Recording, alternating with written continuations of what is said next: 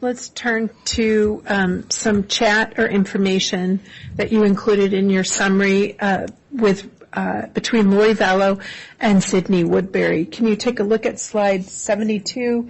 And I believe this part of the chat goes through slide 73. Correct. Okay. Why did you include this particular chat session in the summary you prepared? I included this because of two reasons. First, it shows efforts that were made to hire a caregiver for JJ by Lori Vallow in mid-September. And then in terms of the timing of the last known video that exists of JJ Vallow, that video coincides with the latter half of this particular chat. Now, I notice at the top of exhibit 70, slide 72, it says there are 26 total messages. Did you put all 26 in the slides? No. Okay, why not? Due to the need to convey what's being talked about without overburdening this process with every single message. Okay. And so just so we're clear, the idea of a summary is to take the highlights, put it in, but the original is still available. Correct. Okay. So could you do us a favor and read slide 72 and 73 into the record, please? Yes, this is chat number 6 from Sydney Woodbury to Lori Vallow on September 18th, 2019. Hi, Lori. This is Sydney Woodbury from care.com. I just received your message and think your little boy sounds so sweet. I actually have worked with kids in the past with autism at a behavior science company and used positive behavior therapy to help them. I love playing with kids and doing fun things. What are the hours you are thinking of, as well as hourly rate? I am currently attending school, so I hope I can help out with the hours you're needing. Response from Lori Vallow to Sydney Woodbury. That's so great. I'm thinking $15 an hour. I'm flexible with time. He gets out of school at 2:30 every day, so a few hours a week after school. We could work around your schedule as far as days of the week and then some time on Saturdays. Again from Lori Vallow. We live on Pioneer Road, only a few minutes from campus. Do you want to come meet us? And if you could complete the chat that's reflected on slide 73. Yes. From Sydney Woodbury to Lori Vallow. Yes, I'd love to. Again from Sydney Woodbury. Am I good to come over? From Lori Vallow to Sydney Woodbury. Sure, we are here. From Lori Vallow to Sydney Woodbury. Picking up JJ now. Excited to see you today.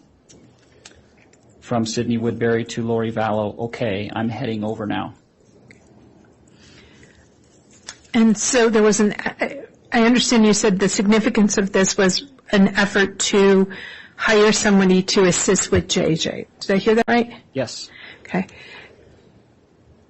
What was the last known sighting again, just for a reference, of Tylee Ryan alive?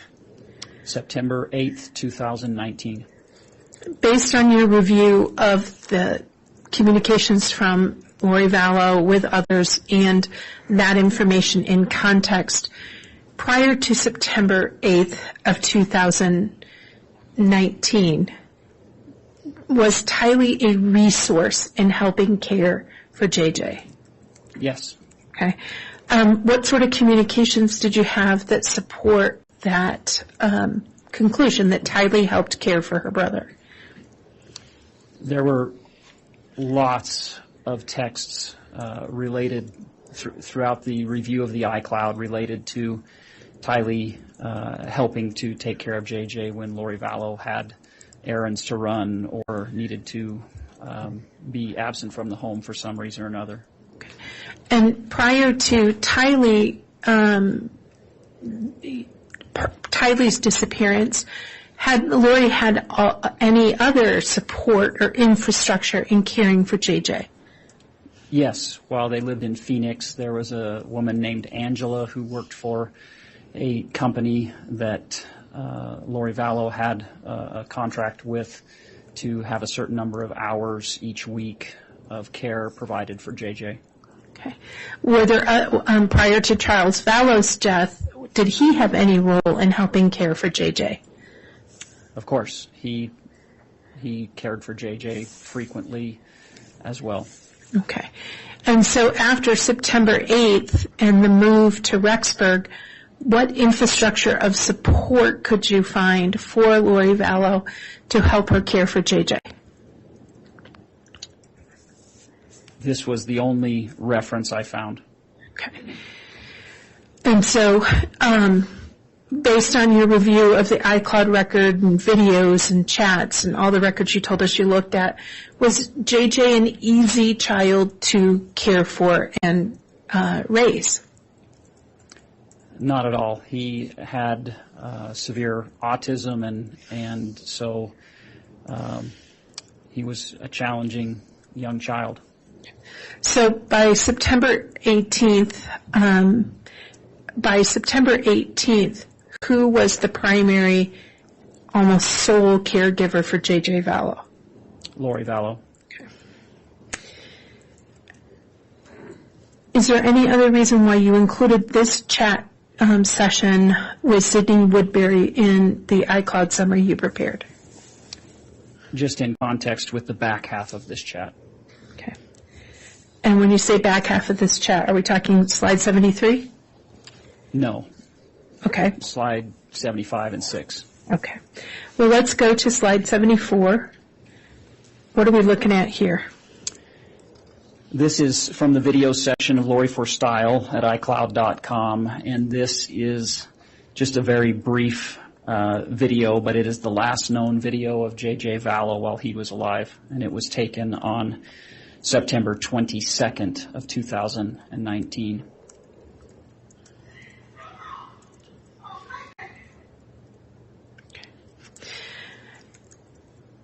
Prior to September 22nd of 2019, were there other videos of J.J. Vallow? Lots of them. Okay. After September 22nd of 2019, in any of Lori's electronic data, did you find any videos or pictures of J.J. Vallow? No. And so when you say the back half of this communication, are we talking about what's reflected on slide 75? Yes. Okay. Can you read slide 75 into the record, please? Yes. Continuation of chat number 6 from Sydney Woodbury to Lori Vallow on September 24th, 2019. Hi, Lolo. Are we still good for me coming today? From Lori Vallow to Sydney Woodbury. Hi, Sydney. I hope the wedding was good. So JJ's grandparents came this weekend, and they took him for a few weeks to give me a break. So he won't be back until probably the end of October. I wish I had other work for you to do. You are such a darling girl. I understand if you need to get another job. From Lori Vallow to Sydney Woodbury. Of course. I'm not sure when he'll be back, but I'm going to do some traveling while he's gone. Probably to see my friends in Hawaii, but I'll let you know for sure when we are both back in Rexburg. You are great. Now, did this text communication proceed after that date? There were some additional messages, yes. But not on September 24th? Correct. Okay. Now, the weekend of September 21st, 22nd, and the morning of the 23rd, had Lori had visitors? Yes. Who were those visitors? Melanie Gibb and David Warwick. Okay. And did you find any evidence whatsoever that JJ's grandparents had been in Rexburg September 21st, 22nd, or 23rd? No. Let's turn to slide 76. Why did you include this SMS section from Lori for Style in your summary? This is a significant text string between Lori Vallow and Chad Daybell that talks very specifically about Tammy Daybell's pending death. Okay. Could you read for us, could you read for us slide 76 and 77 into the record? Yes. Thank you. Line 810 from Chad Daybell to Lori Vallow. Good night, Angel Lily. So excited to go on our date. Line 782 from Lori Vallow to Alex Cox. We are supposed to go on a real date tonight, but we are discussing it. Perhaps an evening at home would be better, so we are not out and about. I'll let you know. But you could come and sing with us after your shower. Line 773 from Chad Daybell to Lori Vallow. Hello, sweet angel. Big news about Tammy. Please let me know if you are awake and can talk. I love you. And what's on 77? Line 772 from Chad Daybell to Lori Vallow. The short version is that she has been switched. Tammy is in limbo, and a level 3 demonic entity named Viola is in her body. It happened about 10 p.m. and was done by Tammy's sister Sam, who I always knew was 3D, but it turns out she is multiple creation. Line 771 from Chad Daybell to Lori Vallow. Viola has been attached for about a year to my niece Danica, who is Sam's 12-year-old daughter. I have connected with Tammy in limbo, and she is very frustrated and upset. She wants Viola removed as soon as possible. Viola seems to be similar to Penelope. The personality differences from Tammy should be evident quickly. Please seek a confirmation on this, but I have now checked 3 times since I got home and get more affirmative answers each time. And if we may, could we proceed to read line 78 as well? Yes. Line 770 from Chad Daybell to Lori Vallow. Sam is much like Brandon. She has been my biggest enemy over the years. She refuses to read my books and threw the biggest fit when we moved to Idaho. She has only visited us when the kids got married and always fled Idaho within hours, like she was being burned. She's definitely comparable to Brandon and Summer. Line 769 from Chad Daybell to Lori Vallow. Not fully sure of the timing for removal, but once her actions verify the differences, I don't want to wait. If I may ask a couple of questions about that text communication. Are you aware of the date that Brandon Boudreaux was shot at? I am. What date was Brandon Boudreaux shot at? October 2nd of 2019. Okay. Are you aware of the date that Tammy Daybell was shot at by someone in her driveway? I am. What date was she shot at? October 9th of 2019. Okay. Now, and so at this point of this text communication in the late evening hours of October 3rd to the early morning hours, or the daytime hours of October 5th, was Tammy Daybell still alive? Yes. Okay.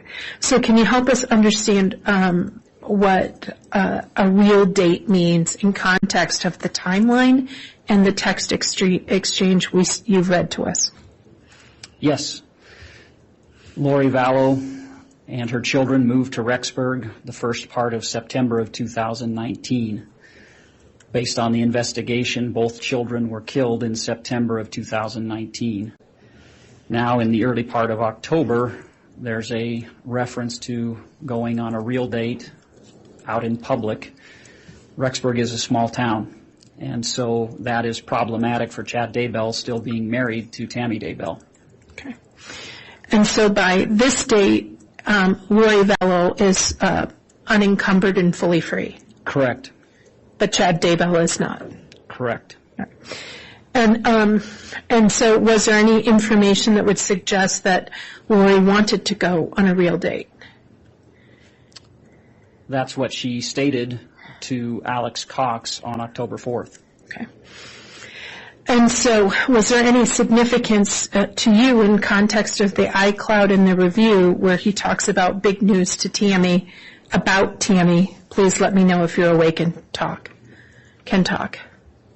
Yes, within 12 hours of the text regarding going on a real date, Chad Daybell now has big news about Tammy, and that news was that she's in limbo because her body's been inhibited by a level 3 demonic entity named Viola. Turning to some of the texts that are on slide 77, just so I'm clear, the text from Chad Daybell to Lori Vallow is asking her to seek confirmation? Correct. Okay. And so Chad is seeking Lori's opinion? Correct. And turning to the text on slide 78, who is it who is discussing timing for removal? That's a text from Chad Daybell to Lori Vallow. Okay. And was there any indication that at this point Lori Vallow protested, said anything in any way in opposition to a timing for removal and not wanting to wait? No.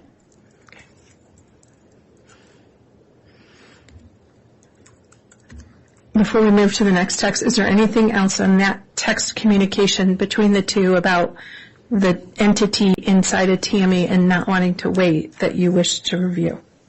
No. Okay. Turning to a text communication with Lori Vallow and Melanie Boudreau reflected on slide 79 and 80, why did you include these two slides? I included these slides because they contain travel information for Lori Vallow and show that she was traveling out of state during the first attempt on Tammy's life, which took place on October 9th of 2019. Okay. So the previous texts with Chad about not wanting to wait were on or about October 5th, correct? October 4th and October 5th. Okay. And then the first attempt on Tammy's life with the shooter in the driveway was October 9th. Correct. October 7th, is that some of the text communications we see in slide 79 and slide 80? Yes. Could you please read those into the record? Line 729 from Lori Vallow to Melanie Boudreau. I'm really feeling like we need to go to Missouri and work. Maybe we can fly there on Thursday and back on Sat. Line 728 from Lori Vallow to Melanie Boudreau. American has a nonstop flight, PHX, to Kansas City Thursday at 1 p.m., then fly back on Sat at 6:30 p.m. Audrey said we could stay with her, but I told her we could get a hotel and she could stay with us. She will take us to all the amazing sites. And slide 80, please. Line 726 from Melanie Boudreau to Lori Vallow. What about Brandon not being able to take the kids to it? Does Dad think I will need to be here? Line 725 from Melanie Boudreau to Lori Vallow to Utah. Line 724 from Lori Vallow to Melanie Boudreau. Nope. You need to be unavailable. That is the schedule. Line 723 from Melanie Boudreau to Lori Vallow. Okay, Captain. Can you help us understand the significance of this text messaging in context of your summary? It simply illustrates that Lori Vallow made travel arrangements and was not present in Idaho during the first attempt on Tammy Daybell's life. There's a reference on slide 80, line 723, from Melanie Boudreau to Lori Vallow. Okay, Captain. Do you see that? I do. Did you see any other evidence of Lori Vallow giving direction or instruction to Melanie Boudreau on what to do or how to do or when to do things? Yes, I saw that on a number of occasions. Okay. Did you see that same sort of what to do, how to do it sort of okay captain instructions given to other people within their group of friends? The only other one would be to Alex Cox. Now, turning to line 81, slide 81, I apologize. Can you tell us why you included this text exchange between Audrey Baratario and Lori Vallow? Yes, this is a text string between Audrey Baratario and Lori Vallow, wherein Audrey Baratario makes an inquiry about Lori Vallow and C, Chad Daybell, working regarding Tammy Daybell. Okay. Could you please read slide 81 in? Line 669 from Audrey Baratario to Lori Vallow. How did yesterday go? Line 668 from Audrey Baratario to Lori Vallow, with you and C working. Line 667 from Lori Vallow to Audrey Baratario. Well, we did a lot of work today. We got her out, but a new one got in, so we are still working on it. Audrey, any ideas you have would be greatly appreciated. Line 666 from Audrey Baratario to Lori Vallow. Okay. Now, I realize we haven't had you reading the different emojis that the jury can see, but do you see the emoji that's at the end of Audrey Baratario to Lori Vallow? I do. In your experience, what does the face with the two eyes X'd out I don't emoji object to mean? any characterization of this, Judge. That's without foundation sustained. Okay. Have you had experience in looking up and reviewing various suspects' communications back and forth? Yes. Okay. Does that include review of what emojis are included in their text communications? Sometimes. Okay. Do you have any experience in looking up the emoji with the face and the eyes X'd out? Yes. In your research and your review of this iCloud account, what did the face with the eyes X'd out signify? Again, I'm going to object to mischaracterization. It's too speculative. Overruled. It can be associated with death. Okay. Why did you include this text communication in your summary exhibit supplied? Because of the inquiry regarding Tammy Daybell, particularly in light of the date of these communications, which is subsequent to the first attempt on Tammy Daybell's life. Okay. And what day did what day was Tammy Daybell killed? October 19th of 2019. So this text communication between Audrey and Lori was between the attempted shooting and the day she was killed. Correct. Is there anything else of significance you would like to review on slide 81? No. Turning to slide 82, why did you include this series of communications between Lori Vallow and Melanie Boudreau? I included this for context purposes because it is a similar conversation relating to Brandon Boudreau with references for could he go, similar to what we've seen in other communications. Okay.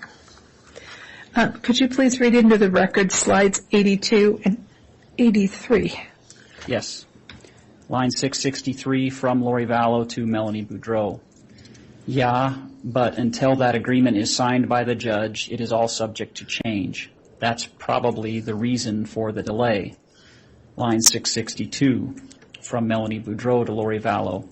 Is there a possibility he could go before I move? Line 661 from Lori Vallow to Melanie Boudreau. There's always that possibility. We will work on it. Just have faith and do whatever the Lord tells you. He is always right. Line 655 from Melanie Boudreau to Lori Vallow. I don't recall the words to get him out, but should we try? And then turning to slide 83. Line 654 From Lori Vallow to Melanie Boudreau. I know them. I'll work on it now. Put all your energy in. Line 647 from Melanie Boudreau to Lori Vallow. I've worked on them all day and evening. Line 646 from Lori Vallow to Melanie Boudreau. Me too. He's got to be ready to go. Line 645 from Melanie Boudreau to Lori Vallow. I know. Is there anything else you want to review with the jury on why you included the text communication between Melanie Boudreau and Lori Vallow from October 14, 2019? No. Turning to text communication from October 19, 2019, why did you include these SMS messages from Lori for style? These are messages to Lori Vallow informing her of Tammy Daybell's death while Lori Vallow was traveling in Hawaii. Okay. And so at this point, Lori Vallow was in Hawaii. Do you know who she was in Hawaii with? She was there with Melanie Boudreau initially, and then Audrey Baratario flew over and joined them some days after Lori Vallow and Melanie Boudreau had arrived. Okay. If you could please read into the record slide 84. Line 541 from unknown individual to Lori Vallow. I'm not sure if you heard, but Chad's wife died last night. Line 540 from Lori Vallow to unknown individual. Oh my gosh, I did not hear that. I'm in Hawaii and it's 6 a.m. Line 539 from Lori Vallow to unknown individual. Do you know what happened?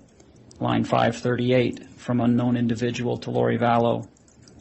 Yes, she awoke in the night coughing, threw up, collapsed, and passed away.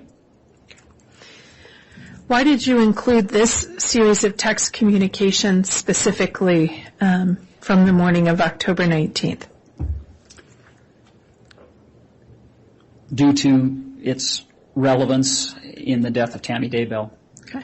Did you have reason to believe that Lori had learned other ways, in another manner, of Tammy Daybell's death? There's nothing in the iCloud to indicate that. Okay. Let's turn to text communication from October 19th with Chad Daybell. Can you please read slides 85 into the record? Yes.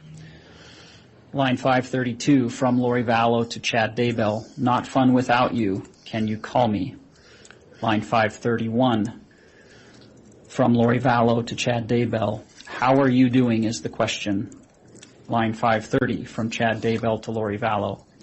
I'm hanging in there. My parents are staying here and we are still getting visitors, but I will call you soon. Why did you include these texts? Subsequent to Tammy Daybell's death on October 19th, 2019, there's a flurry of text messages between Lori Vallow and Chad Daybell that are insightful as to the nature of the relationship between Chad Daybell and Lori Vallow and their subsequent plans now that Tammy Daybell is dead. Turning to slide 86, could you read that one into the record? Yes. Line 528 from Chad Daybell to Lori Vallow. Percentage in body. Whole sore 24, Bucola 11, Grisson 14. Line 527 from Chad Daybell to Lori Vallow. Great job on lowering them. I loved talking with you. It is baby night, so come get me later. Line 526 from Chad Daybell to Lori Vallow. Missing you so much. I can feel you in bed with me, though. Can't wait to truly hold you tightly every day and night. Line 525 from Lori Vallow to Chad Daybell. I'm missing you more. I need you desperately. I can't wait. So this text communication happens around just after midnight on the 20th through around 7 in the morning on October 20th, 2019, correct? Yes. Less than 24 hours after Tammy Daybell dies. Roughly 24 hours, yes. Okay. Any other significance to this particular slide? No. Okay.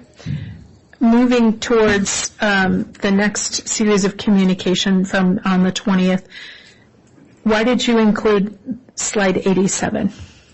These are a continuation, this slide and probably the next two are a continuation of that text string between Chad Daybell and Lori Vallow. Okay. Could you please read in slide 87 and then we'll move to 88 and 89. Line 524, from Lori Vallow to Chad Daybell. Need you to hold me tight. That would be great. What about the idea of you coming here Thursday or Friday? Or do you want me to come home? Line 523, from Chad Daybell to Lori Vallow.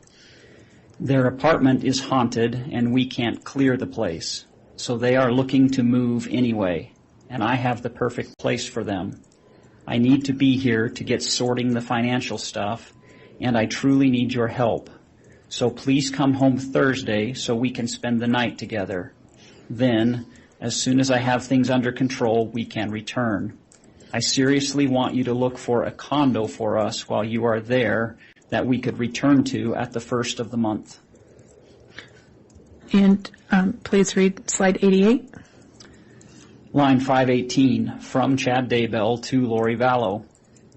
I want to get going full steam on the Lily workout plan. Tighten the abs, get a full body tan, grow my hair out. This could be really good for both of us. Line 517, from Lori Vallow to Chad Daybell. I love that plan. It's not soon enough, though. This is torture. Maybe you need to clear my mind so I can't remember how much I love you. Line 516, from Chad Daybell to Lori Vallow.